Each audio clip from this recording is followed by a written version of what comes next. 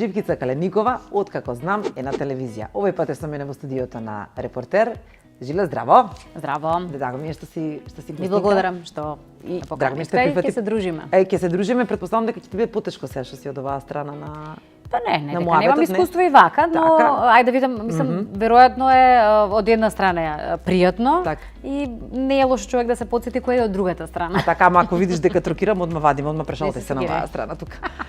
Со оглед на искуството што го имаш. Вкрстени прашања ќе следи. Така. Прв пат почнеме македонската радио и телевизија. Како испадна Живкица, тогаш Ѓурчиновска, сега Каленикова, да се појави пред ТВ екран? Ја немав никој околу мене во семејството кој има врска со телевизија или медиум, но македонската телевизија беше во тој период единствената опција за да гледаш и фала му на Бога што расте во една таква институција и куќа каде имаше вистина програма сериозна. Јас бев искрено така магепсана од таа кутија, телевизор каде што луѓето зборуваат, ве анимираат и така натаму и често пати се фаќав дека и моите игри се врзани со телевизија, сум споменувала често пати во интервју дека толчникот на мајка ми беше мојот микрофон. Се криев по ќошења, ме наоѓаа со чекај да видиме од кај зборува, од кој ќоше.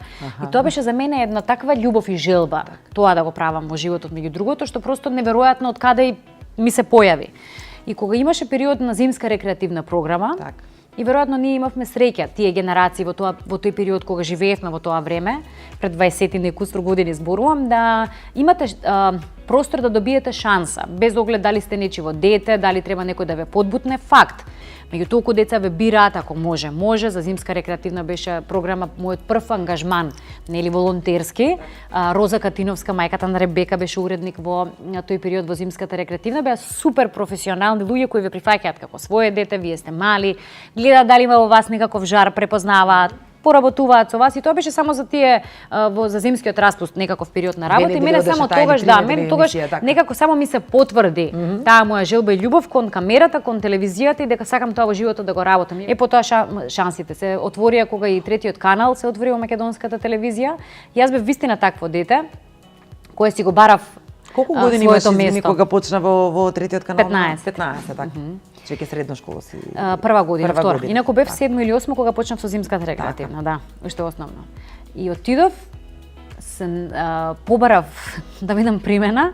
Нема да заборавам Александра Сидоровски Сидор, кој до ден денес го викам Чале како втор татко, бидејќи вистина ме прими како свое дете и му беше симпатично и после години кога зборувавме, вели често пати велев кога влезе прва на врата, кога дојде како дете, вистина дете од 14-15 години, кога им влегов на врата и реков јас сакам да работам, дете повели, јас сакам да работам овде, сакам да работам во телевизија. Толку така некако наднесе. На почетокот вака со насмевка и почна тука процесот. Имаш ли идеја? И да, јас имав идеја, тргнав со идеја. Со каква идеја дојде така? Емисија Тинс, која се точно викаше за тинеџерите. Да.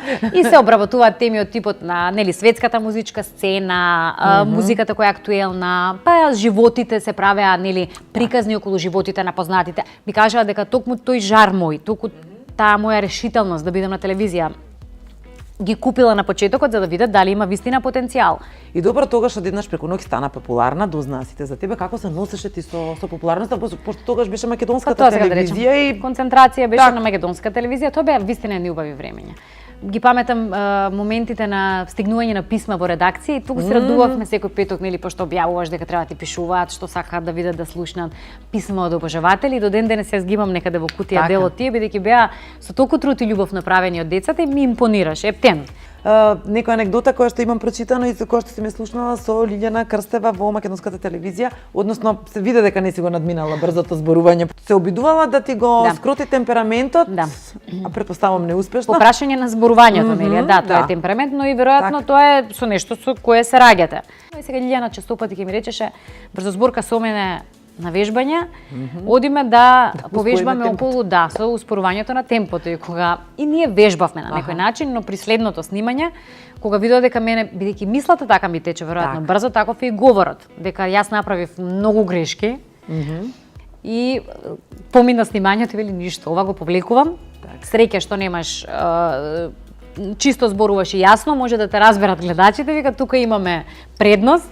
И така да повеќе не коригиравме околу брзината, но се тоа друго што ќе се појавеше попатно нели како грешка, будно следеа и не коригира.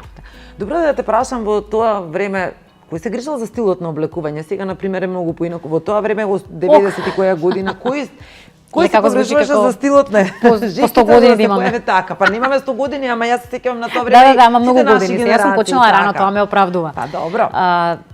Беше една сериозна институција македонската телевизија сега. Од шминкерни кои работеа со полна пареа, по 2-3 нели шминкерни зафатени постојано.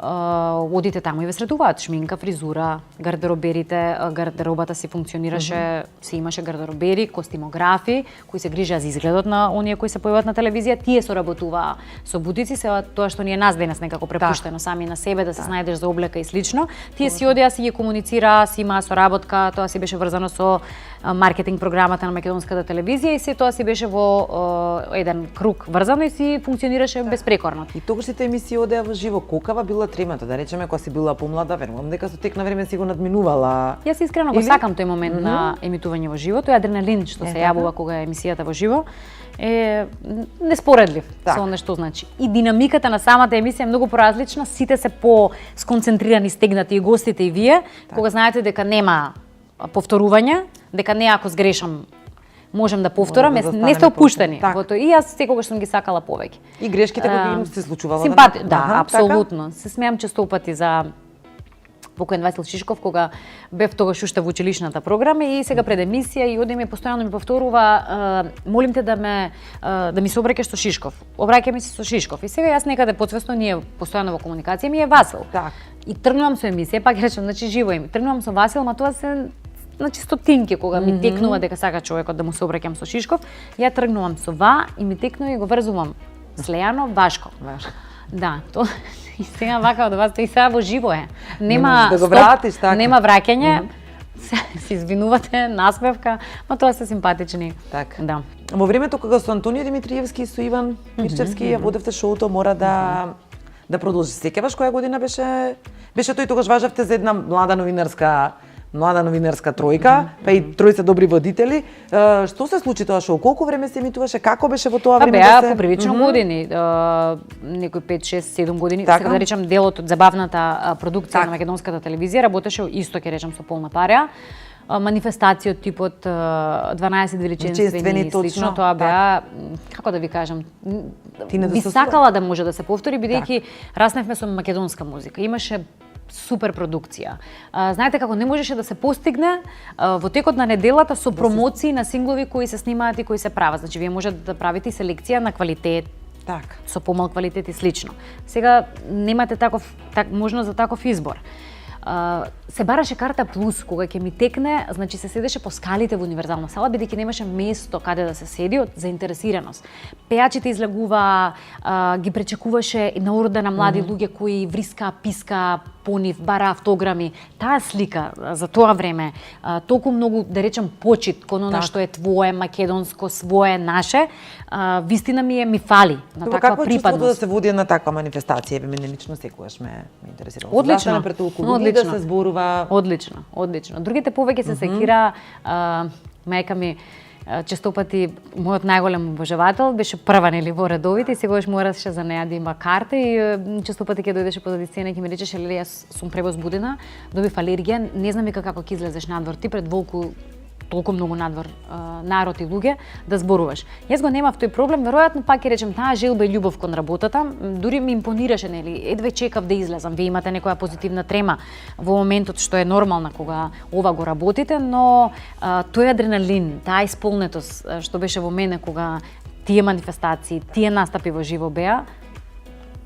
Сакав уште да те прашувам околу сите оние ангажмани кои што си ги имала подоцна ќе се навратам, затоа што сега спомна мајка ти, па ми ги наметна едно друго прашање. Веќе 7 месеци како е мајка ти починета, пред известно време почина и татко ти, предпоставам дека ти ова болна тема за зборување, меѓутоа сакам да те прашам, освен што ти недостасуваат физички, што многу ти недостасува и како го пребродуваш овој период? Пак сега ќе те растажам. Нема случајности, денес е незиниот роден ден. Не знам, тоа не се... Јас се извинувам. Не бежиле. Тоа не е момент кој се пребродува. Се научувате да живеете со една таква болка. тоа што сум мајка. Од друга страна ми дава една друга сила. Така. Да се фокусирам и да се насочам во животот, односно да ја собирам силата и енергијата и насмевките за тие што се тука како што некој бил за мене. Среќна сум, утеха се моментите на убав живот и исполнет кој што сте го имале. Среќна што сум растела безгрижно и вистина што сум имала мајка, особено Лавица. Тука бил татко ми, но мајките мислам дека имаат една друга улога во животот на децата и нивното присуство е многу поразлично. И беше исклучителна жена која вистина живееше за децата и за незиното семејство. И сум среќна што сум раснала во таква средина каде што некој постојано ме мислел. Многу ми помогнала за децата, двајцата моите родители, тројца беа мали, беа во брзо време родени. И исклучително бев благословена што ги имав во тој период од животот. Неизмерно ми недостасуваат, но веројатно тоа е она што вели, ова ме освести и ме созре на еден друг начин. Она што го слушаме, циклус на живот, доаѓаме си, одиме и така натаму, сега го сватив. И сватив дека вистина животот е за да се живее, да бидете со широко срце, да подавате рака, да бидете тука за вашите блиски и да го дадете својот максимум во позитивна смисла, нели, да остварите својата мисија овде на земјата. И пак ќе речем, тие заминаа брзо еден по друг, веројатно и таа енергија, и таа што велиме, нели, врзаност на две души, вистина е, бидејќи тој не можеше без неа. И тие заедно беа од деца, од некои 16 години, и тоа веројатно имаше поврзаност во нивната приказна. Така да веројатно немате избор во тие ситуации. Уште помалку ме освешти што замина на брз начин во смисла утрото го правите разговорот многу нормален и едноставен. Тоа вечерта имате информација дека некого го нема. Почина од срцев удар за 15 на минути. Тоа претпоставувам уште поболно, потешко и поболно и пошокантно затоа што не сте спремни, никогаш не сте спремни. Точно. Но еден друг шок и стрес кој е дополнителен во таа ситуација. Добро, како успеа да се поставиш над ситуацијата? Во смисла, ете, и децата твои да не го... Знаете како, тоа веројатно ви прави една друга подготвеност, пак се враќам дека нема подготвеност. Знаете како, складирате по фолдери во вас, докаде што како, си имате своји минути, своји моменти за да си ја исканализирате тагата која носите во момент во себе, но пак ќе речем имате одговорност, нели, како родител, имате одговорност кон вашите пријатели, среќа што како поминуваат годините, се разречуваат пријателите, но јас сум среќна и благословена што ги имам оние вистинските. Се бораат на прсти, но во секое време кои ви подаваат рака, тука се да ве слушнат и кога тагувате, и кога се смеете, но не секој е подготвен, нели, да ја споделува тагата која вие ја носите, или не секој сака да ја прими тежината која вие имате во моментот. Така да јас сум среќна што тие луѓе ги имам, а за останатите и по природа сум позитивен човек, така беше мојата мајка, секогаш и многу работи си препознавам. Сега ќе те прашам што наследи од твоите родители. И кога ќе ми речат вака многу потсетуваш, и во движењето, во брзината, беше баш таков тип на жена, брза, спретна, да се најде секому, спретна на работа, да дојде дома, да не подреди сите, да ги задоволи сите наши потреби. И верувам дека многу од тоа, веројатно таа слика, тој пример сум го пресликала, некогаш не сте свесни, само се фаќате дека тотално заличувате на примерот кој сте го имале низ годините, така да сум апсолутно, пак ќе речем, горда што сум производ на голема љубов и што растем со многу љубов и внимание и грижа. Ете, кога спомна дека си наследила од твојата мајка некои особини, сега ќе те прашам во однос на децата, како ти сега како мајка успеваш да ги изменаџирам. Така да ги изменаџираш трите деца и ова присутна сум јас поприлично во нивниот живот. Благодарна сум што и начинот, односно работата која имам ми дозволуваше и ми дозволува да бидам со децата поприлично, значи тоа немање, нели, на секојдневна работна обврска од 8 до 16 часот и тоа како ми значеше во периодов да бидам со децата. Често пати на кантар се става мајчинство, родителство или кариера, не може двете може. Пак ќе речем, значи преблагодарна и благословена што можев да ги изменаџирам двете работи од што велиме првиот ден од кога се родени децата. Добро, мала разлика ти се во годиниве децава. Како е кај вас дома? Како ќе се дојде? Ви не најавен да речеме. Да. Супер е, не знам, јас не знам како е да е тивко, да е смирено и да е дури кога недостасува некој од децата почнаа сега клубови, тренинзи, еден патува, го нема и така натаму, дури ме фаќа, таа растеретеност на моменти ме фаќа дека ми е чудна. заради динамиката на секојдневието. Блиску се вистина со години, со возраст и јас ништо не би менувала, иако на почетокот особено нели бидејќи се родени тројцата во 3,5 години. Тројцата. Напорно е малку, беше напорно. вистина напорно и паралелно птерав со проекти и снимав. И тоа беше многу, ама се наоѓа таа енергија. Повеќе деца подобра веројатно. Но јас искрено, сега секој со својата приказна или со тоа како сака во животот, начинот живот да му тече, не би менувало типот на некако во пакет ми беше тоа целосно, условно речено лудило на многу бебиња, обврски околу нив и слично, па некако во пакет заврши тој еден период пелена, бебиња, премор вистински и така натаму, па дојде едно друго време. Викаат по тебе мамо. Да, тоа е постојано. Дури некој кажувам може ли 10 минути зборот мамо да не го слушнам, снаогите се сега ми требаат 10 минути. Но сега велам во пакет тие се повозрастни, веќе се вистинско друштво, секогаш, мислам, во оваа возраст имаат потреба, женско, кој против кого е, како се комбинираат, морам да признам, се комбинираат, таа близина на возраста прави да се и друштво, искрено. Строга мајка си или? Па на моменти кога треба знам да го повишам тоа, но мислам дека и некогаш децата треба да знаат. Да, пријателство, другари сме и другарски однос треба да градиме, но има и граница каде нели треба да се испочитува авторитет. Колку време имате да си поминете со супругот со друг, со Зоран, да речеме заедно, па може да се едно дете? Да, па може да се најде. Ќе се вратам на тој период пак ќе речем благодарна што моите вистина многу ми се наоѓаа за децата и знаевме во периоди да украдеме и 3 дена некогаш и 2 дена нели, па една вечера да излезете, еден пијалак да го испиете со разговор со вас, бидејќи искрено мислам дека врската меѓу партнерите со сопружниците е исто толку важна колку и врската со децата која градите или целата слика како семејство, односно како родители. Вие сте родители, имате деца кои се плод на таа врска и љубов која имате, но вие сте исто пар која почнал приказната и пар кој треба да поминува во животот. Тоа е моја некоја замисла и девиза и треба да си го купувате и времето кое ви треба како пар.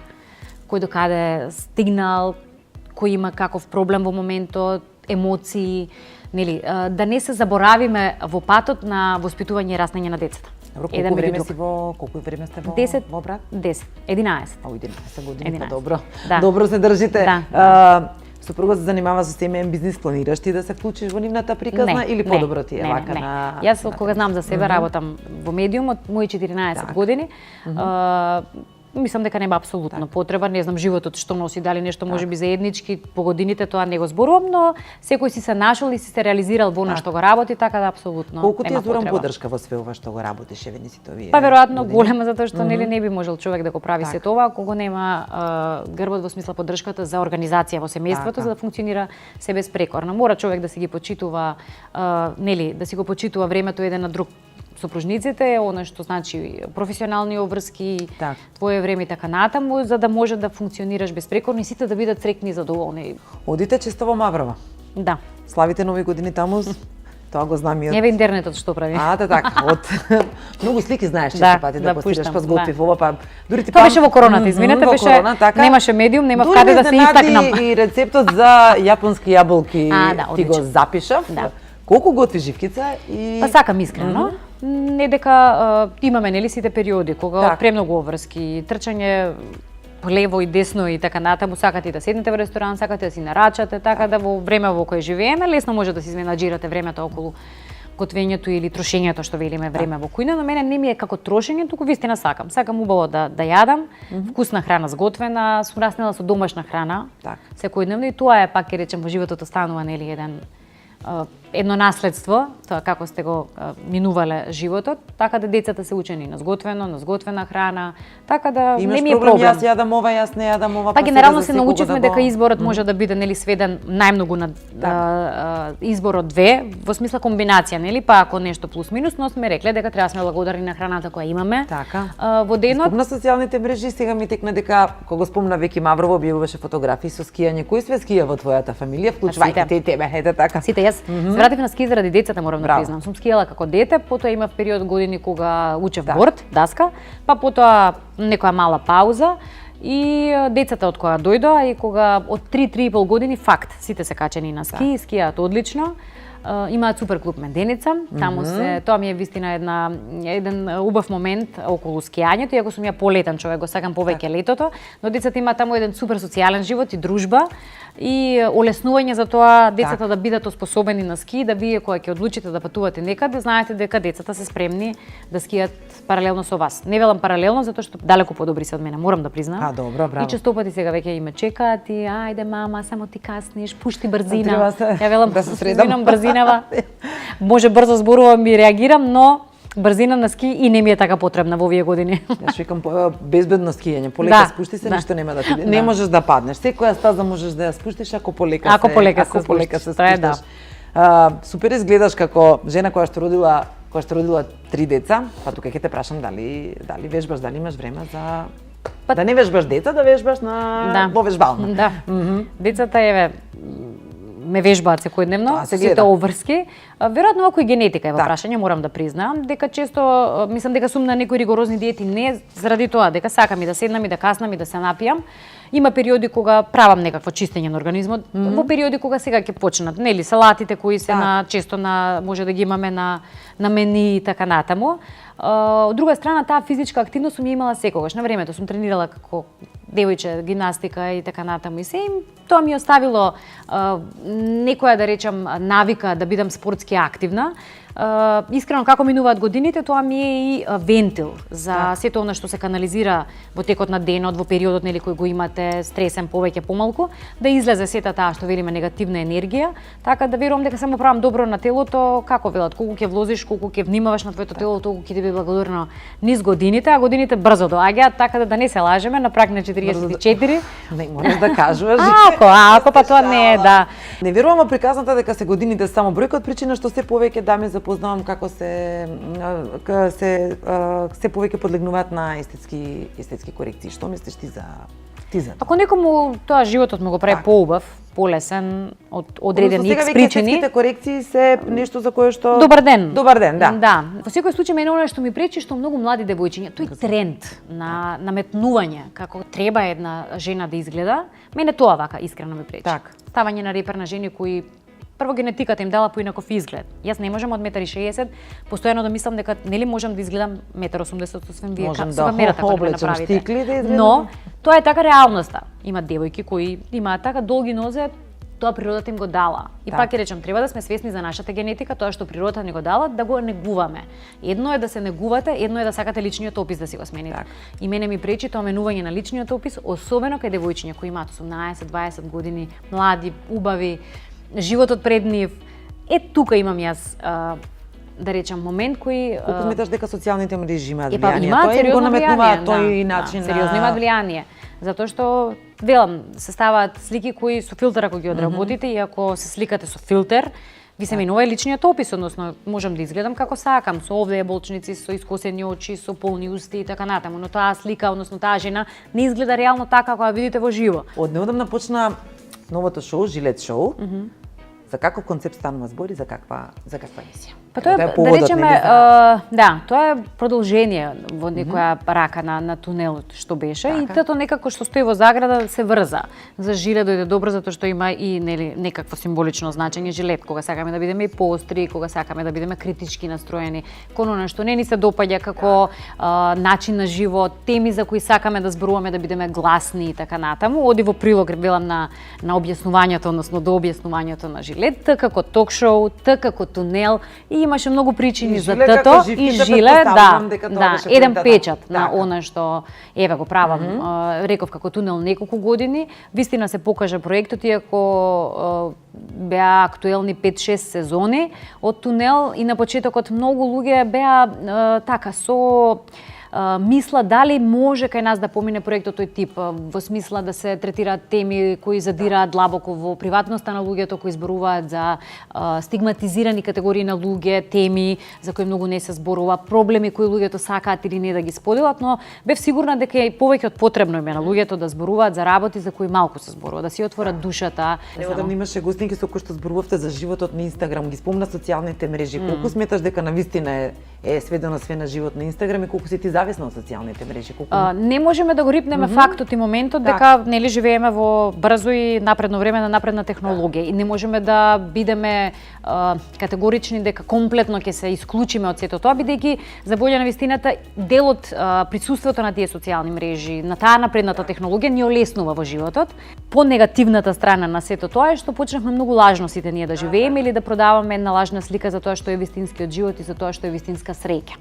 Знаете како често пати ги гледате тие слики дека некој некаде патува, дека сите тие храни, опуштен начин на живот и слично. И вие цело време веројатно се фаќате во таа замка дека завидувате на начинот на другите, како со леснотија им оди и слично.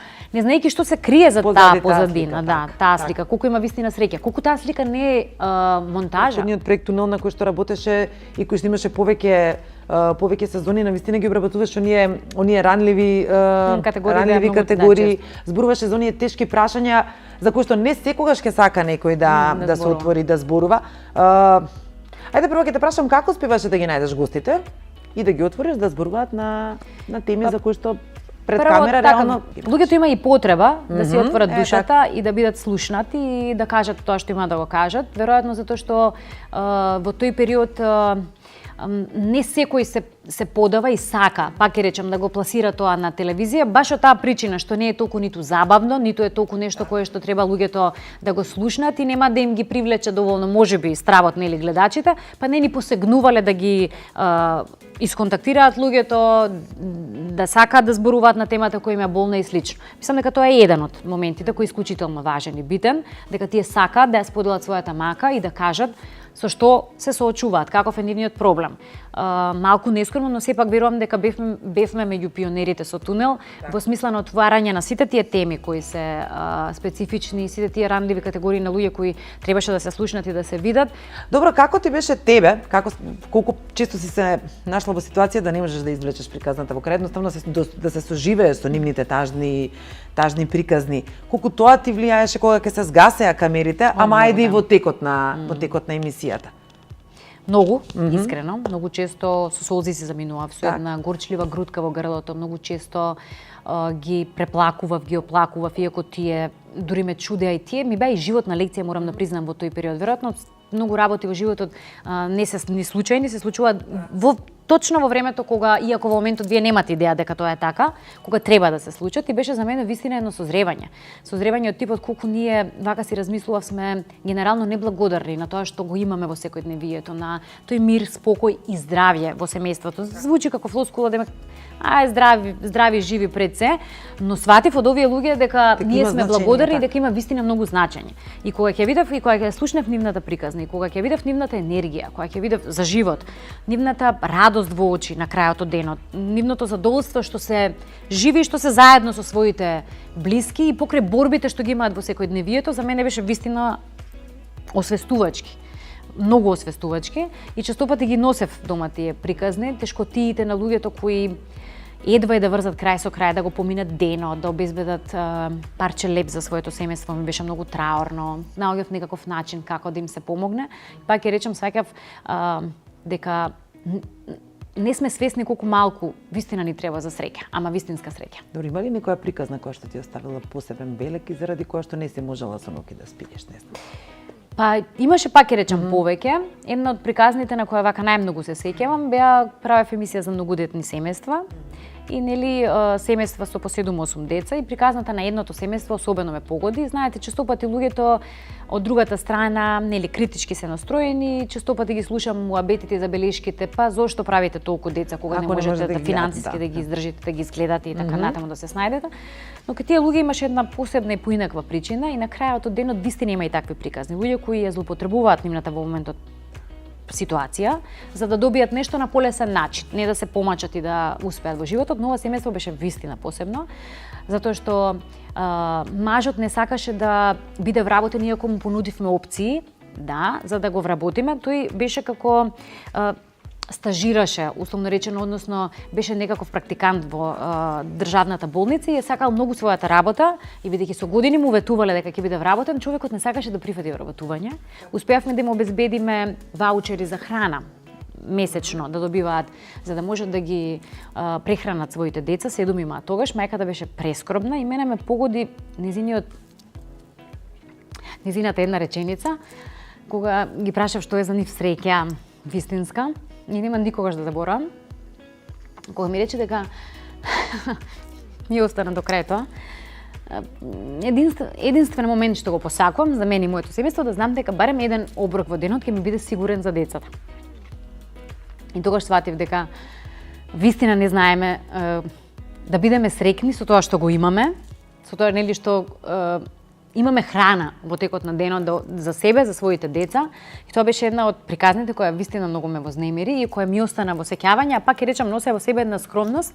И сега ги сподели чувствата што ги носиш од таа приказна. во себе како семејство една скромност, сакав да речам, не се обидела да ја злоупотребат ситуацијата, да го злоупотребат тоа што им се даваат можности и опции во моментот од нас, за да им помогнеме, туку сепак останаа скромни и доследни во нивните барања и во нивните очекувања. Колку ти фали радиото? 10 години беше во радио? Да, 10 години, бев паралелно, потоа ми дојде премногу нели обврска и децата, радио и телевизија, бидејќи паралелно терав и телевизиски проект и заради пак ќе речам тоа време кое ми беше потребно за нив, морав од нешто да се откажам, иако постоеше постојано нели и сега постои опција дали не, пак ќе речем некако морам да признам дека комодитетот кој го имам на своето време не ми дава да посегнам нели по нов ангажман во радио, иако беше супер искуство, многу различно. Кога би добила понуда да водиш нека голема манифестација, одамната не мало да водиш нека поголема манифестација и не дека ги има, ајде сега вие 2 години во пандемија бевме, ама зборувам и пред тоа, дали би прифатила? Па зошто да не, манифестација нели е предизвик секогаш, ако сме воделе Евровизии, сето тоа значи било дел од моите работни обврски и би било драго доколку се вратат тие убави златни времења на продукција овде кај нас и вистина ќе имаме квалитетна програма која и ќе се продуцира и ќе биде наша и на која ќе може да бидете присутни. Тоа е секогаш предизвик за секој еден кој е во оваа бранша. За крај, Жилет шоу, една сезона за сега, какви се идните Па 2 сезони се предвидени во договорот. Така? Живи здрави, не знаеме денот што носи, така да научив дека многу долгорочни планови не правам, тука сум за денес, да го дадам денес мојот максимум. Жилет, ти благодарам што беше гостинка во студиото. Што се сетивте на мене и што ме поканевте. Многу истрпни одговори, многу ми ја направи интересна емисијата. Ти благодарам што верувам и на гледачите. Благодарам.